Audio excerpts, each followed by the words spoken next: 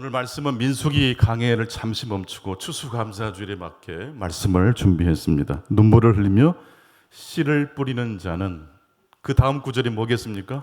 기쁨으로 단을 거두리로다. 그런 제목으로 말씀을 준비했습니다. 하루 평균 100만 명 가까운 시민들이 오고 가는 광화문 사거리에 시민들에게 휴식을 선사하는 특별한 공간이 하나 있습니다. 바로 광화문 글판입니다. 교보생명 본사 외벽에 걸려 있는 이 광화문 글판은 1년에 4차례 계절이 바뀔 때마다 옷을 갈아입고 시민들을 만납니다. 광화문 글판은 1991년 1월부터 시작해서 지금까지 35년 동안 시민들의 사랑을 받고 있는 광화문의 그야말로 얼굴이 되었습니다. 광화문 글판의 글씨는 신문지 800배의 크기로 글자 하나가 초등학생 키와 맞먹는다고 합니다. 가로 5m 컬러 프린트로 4.2m 원단을 두 폭에 나누어서 출력하는데 이 작업만 5시간이 소요되고 두 장의 원단을 접합해서 게시하는 데 한 또 5시간이 소요된다고 합니다. 광화문 글판은 30자 내지 40자의 분량으로 글자의 분량을 제한합니다. 글자가 짧기 때문에 사람들이 시각적으로 그 글자를 보는 순간 입력이 됩니다. 그래서 지나가는 시민들의 마음에 그 글자가 잔상으로 남습니다. 그 중에서 2009년 가을 장석주 시인의 대추 하나리라는 시가 바로 이 간판에 쓰여져 있었는데 그 시의 전문 내용을 제가 한번 읽겠습니다. 그 시의 전문 내용입니다. 대추가 저절로 붉어질 리는 없다. 저 안에 태풍 몇 개, 저 안에 천둥 몇 개, 저 안에 벼락 몇 개, 저게 혼자 둥그러질 리는 없다. 저 안에 무설이 내리는 몇 밤, 저 안에 땡볕 두어 달, 저 안에 초승달 몇 날. 대추 하나를 보고도 시인은 이렇게 많은 이야기를 펼쳐내십니다. 시인이 우리 대한민국에 굉장히 많습니다. 대한민국은 시집이 많이 팔리는 나라입니다. 저는 그래서 대한민국에 소망이 있다고 믿습니다. 왜 어떤 문장은 오랜 시간 우리의 마음속 잔상에 남고 계속해서 우리의 삶을 지탱해 주는 걸까요? 그 문장을 읽었을 때 그 문장이 내 삶의 과거와 현재와 미래와 연결된다고 생각하기 때문에 그렇습니다. 여러분, 대추 하나리 이 시를 읽었을 때 여러분 나와 관계 있습니까? 관계 없는 시입니까? 관계 있어요. 여러분, 가을 그리고 이제 초겨울로 접어들면 사람들의 마음이 헛헛해져요. 벌써 가을 겨울이네. 뭐 한 것도 없는 것 같은데 1년이 금방 지나간 것처럼 허무해지게 될 때가 있지 않습니까? 그럴 때 아니야, 우리가 한 일이 결코 작지 않다고 이 대추 한 알의 시가 위로를 건네줍니다. 비록 우리가 대추 한 알처럼 작게 보이지만 그 대추 한 알 속에 우리 삶에 지나온 삶의 시간과 경험이 다 들어가 있다라고 위로해주고 다독거려주고 있는 시입니다. 그래서 35년 정도 이 광화문 글판에 수많은 시와 글귀가 지나갔지만 시민들이 뽑은 베스트 글귀가 바로 장석주 시인의 대추 하나리였습니다. 그런데 오늘 읽은 구약의 시편 126편은 마치 대추 하나과 같은 그런 시편이라고 말씀드릴 수 있습니다. 이스라엘 백성들이 눈물로 씨를 뿌릴 정도로 혹독한 삶을 통과하면서 하나님께 받았던 위로의 말씀이 시편 126편입니다. 눈물로 씨를 뿌리는 자는 기쁨으로 단을 가지고 돌아올 것이다.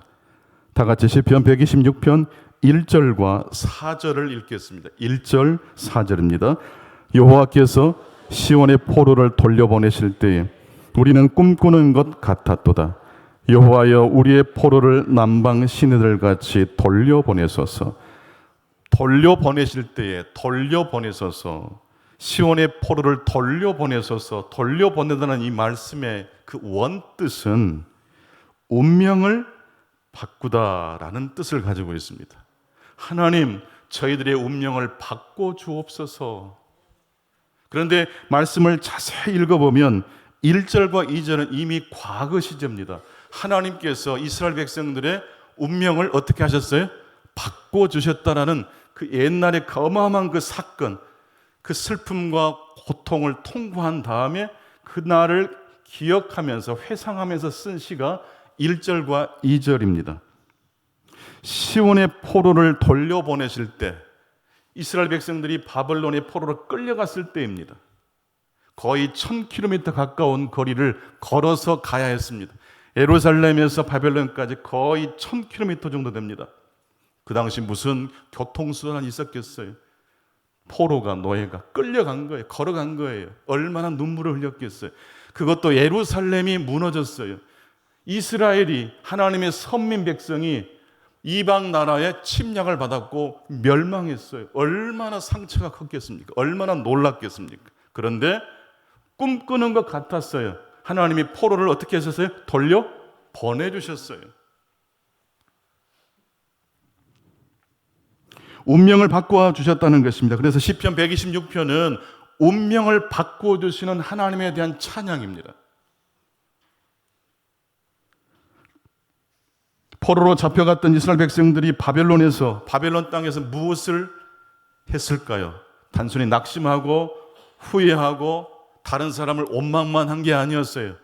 이스라엘 백성들이 바벨론에 끌려갔을 때 성경을 편집합니다. 구약 성경을 편집해요.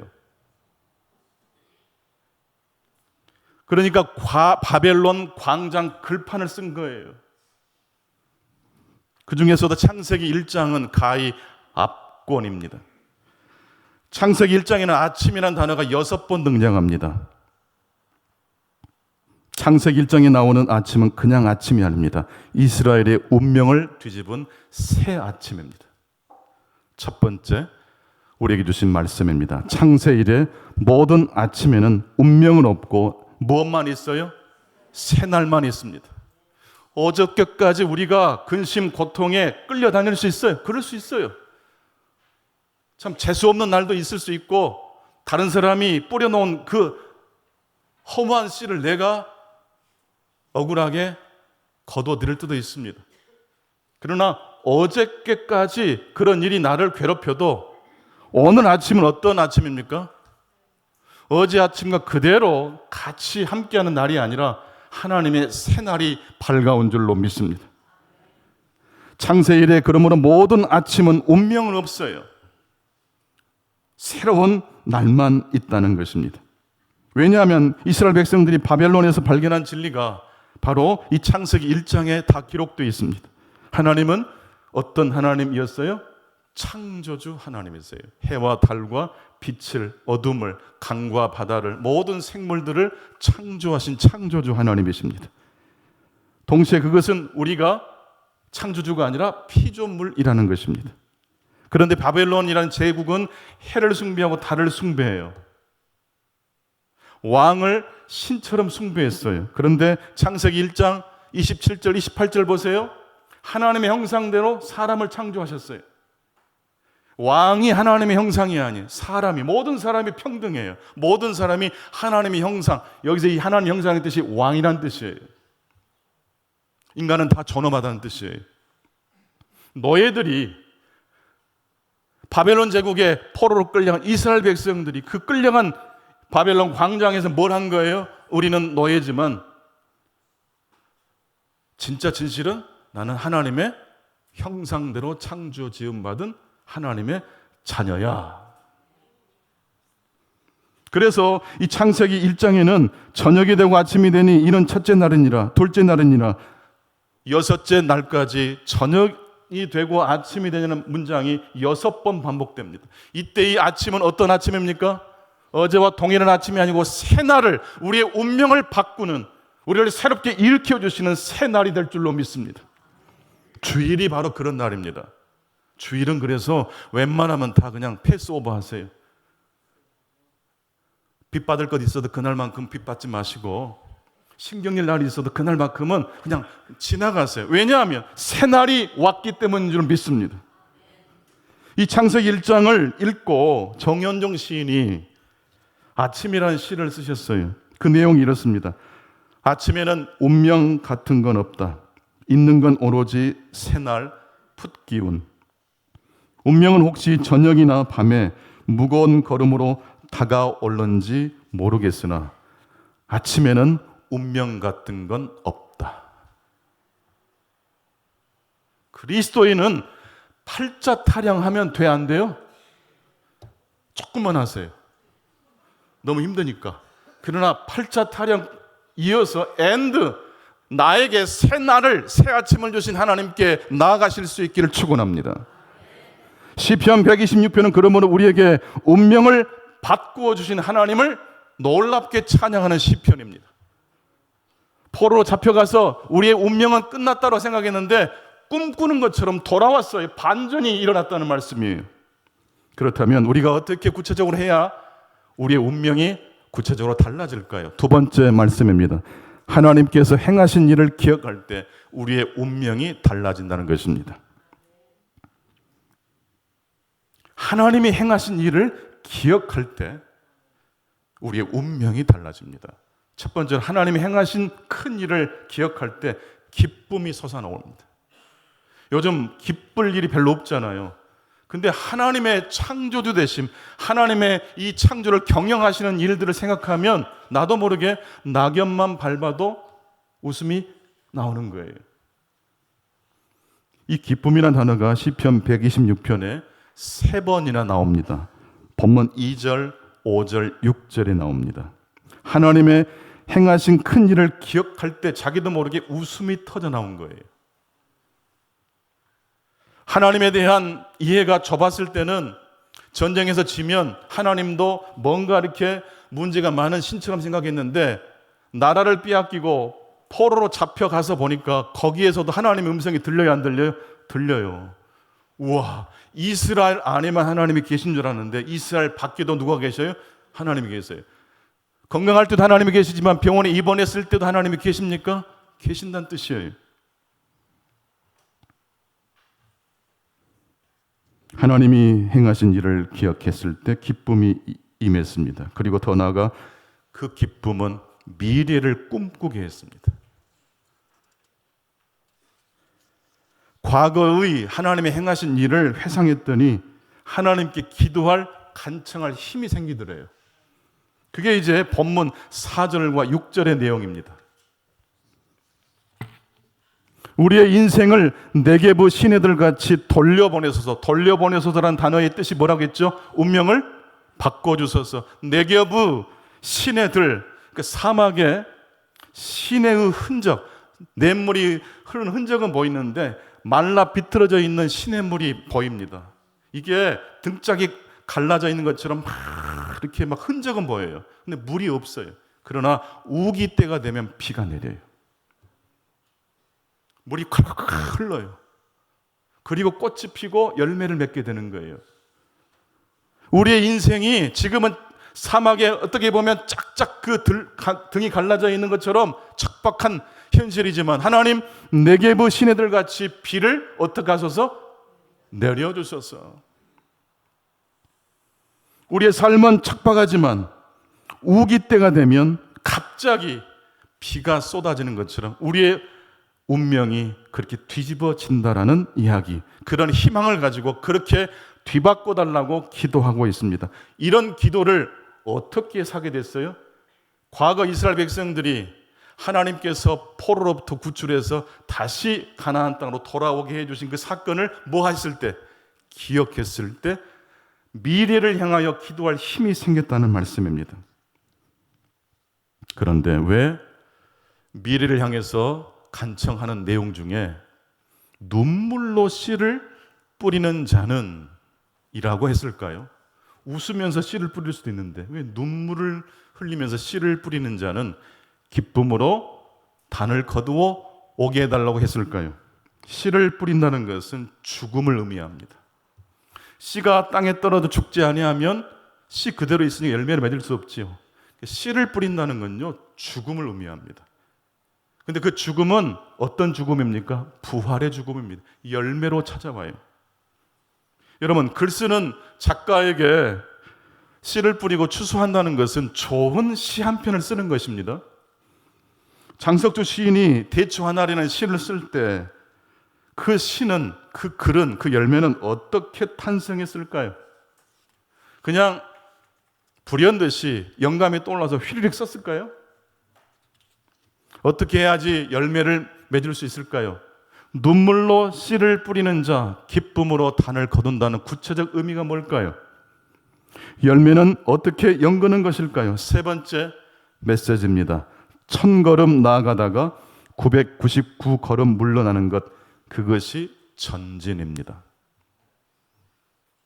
작가에게 있어서 글을 쓴다는 건 그렇게 행복할 수가 없답니다. 내가 생각한 걸 마음껏 표현할 수 있으니까. 하고 싶은 이야기를 다 써요. 근데 어느 정도 완숙한 작가는요, 자기가 하고 싶은 말을 쓰는데 즐거움을 느끼지 않고 자기가 쓴 글을 고치고 또 고치고 또 고치는 과정을 굉장히 좋아하게 된답니다. 1000걸음을 걸어간 다음에 999걸음을 다시 물러나는 것, 이 쓰고 지우고 쓰고 지우고를 반복하는 과정 중에 뭐가 남아요? 1000에서 999를 빼면 뭐가 남아요? 1이 남아요. 이 1이 전진이래요. 여러분, 민수기 말씀을 보면 40년 동안 광야를 뺑뺑뺑 돌아요. 가나안 땅을 못 가는 것처럼 보여요. 근데 여러분, 1000걸음을 나아간 다음에 민수기에 등장하는 이스라엘 백성들은 뭐 했어요? 999걸음을 물러났어요. 성찰했어요. 실수하고 성찰하고, 죄짓고 성찰하고, 회개하고. 그래서 이스라엘 백성들이 항상 제자를 맴돌았어요? 아니요, 전진했어요. 새로운 열매를 탄생시켰어요. 그게 뭡니까? 한 걸음 나아간 거예요. 여러분, 인생을 변화시키는 건요, 한 말씀이에요. 내 마음을 벼락처럼 부수는 말씀은 몇 말씀이에요? 한 말씀이에요. 그 말씀이 나의 마음과 심령을 임하게 될 때에 우리의 삶이 변화되는 거예요. 나도 모르게 웃음이 터지는 거예요. 나도 모르게 미래를 향해 기도할 힘을 갖게 될 줄로 믿습니다. 성숙한 작가는 그래서 쓰고 싶은 걸 마음껏 쓰는 것의 기쁨을 느끼는 전반기 단계를 지나서 후반기에는 고치고 또 고치는 기쁨에 젖어듭니다. 신앙생활도 그런 것 같아요. 열심히 봉사하고 하고 싶은 일을 마음대로 하는 것도 소중하지만 이제 어느 정도 시간이 지난 다음에는 나를 돌아봐야 돼요. 1000걸음을 걸어갔다면 이제 999걸음을 물러나서 내 삶을 성찰해 보는 것, 그게 성경이에요. 그게 제자들이 주님을 따라가는 삶의 모습이 되어야 될 줄로 믿습니다. 좋은 글은 그러므로 1000에서 몇을 뺍니까? 999를 뺍니다. 신실한 성숙한 신자의 삶은 1000에서 몇을 뺍니까? 999를 뺍니다. 요한복음에 신약에 보니까 6개 큰 항아리에 하인들이 물을 가득 담았어요. 결과적으로 맛있는 포도주를 맛본 연회장은 포도주만 맛있다 그래요. 근데 그 과정을 다 아는 하인들은 그 포도주가 어떻게 탄생했는지 그 비밀을 알아요. 근데 연회장은 끝까지 몰라요. 여러분, 하나님의 비밀을, 하나님의 레시피를 오늘 하나님께서 뭐라고 말씀하셨어요? 드러나게 내가 하고 싶은 대로 발산하는 것, 거기에 있지 않고 자신을 끊임없이 성찰하는 과정 중에 발견되는 겁니다. 그래서 요한복음에 보면 물떠온 하인들은 뭐 하더라? 알더라. 오늘 말씀은 세 가지로 드렸습니다. 첫 번째, 모든 아침에는 창세 이래로 운명은 없고 무엇만 있습니까? 새날만 있습니다. 두 번째, 하나님이 행하신 일을 먼저 기억하십시오. 그럴 때 우리의 운명이 달라질 줄로 믿습니다. 여러분, 창조의 사건은요, 하나님이 자신의 공간을 이 피조물에게 내어주신 사건이에요. 하나님으로만 충분하신 분이 연약한 불완전한 피조물에게 공간을, 곁을 내어주셔서 하나님은 뭘 느끼셨을까요? 이게 바로 하나님의 자기 희생이에요. 하나님의 희생은 그래서 태초부터 시작된 희생이에요. 그 말씀이 요한복음 3장 16절에 하나님은 세상을 이처럼 사랑하사 독생자를 주셨으니 이는 저를 믿는 자마다 멸망치 않고 영생을 얻게 하려 하심이니라. 로마서 5장 8절, 우리가 아직 죄인 되었을 때 그리스도께서 우리 위하여 죽으심으로 하나님께서 우리에 대한 사랑을 확증하셨다고 말씀하고 있습니다. 하나님께서 우리를 위하여 행하신 사건, 창조 속에 이미 하나님의 십자가가 있는 거예요. 그리고 우리를 위하여 물과 피를 쏟으신 하나님의 십자가를 생각하면서 억울해도 힘들어도 외로워도 고독해도 전진 또 전진해 나가시는 여러분 되시기 바랍니다. 마지막 세 번째, 1000걸음 나아가다가 999걸음 물러나는 것. 그것이 작가에게도 우리 신자에게도 진정한 전진하는 사실을 꼭 기억하시기를 축원합니다.